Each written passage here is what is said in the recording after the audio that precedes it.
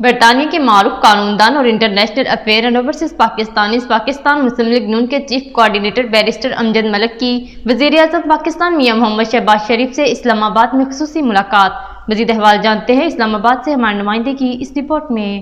Chief coordinator international affair and overseas Pakistan barrister Amjad Malik کی وزیر اعظم پاکستان میاں محمد شہباز شریف کے ساتھ وزیر اعظم ہاؤس میں خصوصی ملاقات۔ مشکل وقت میں حکومت سنبھالنے اور ملک بچانے پر مبارکباد۔ اوورسیز پاکستانیوں کی فلاح بہبود کے لیے مختلف تجاویز پر تبادلہ خیال کیا گیا۔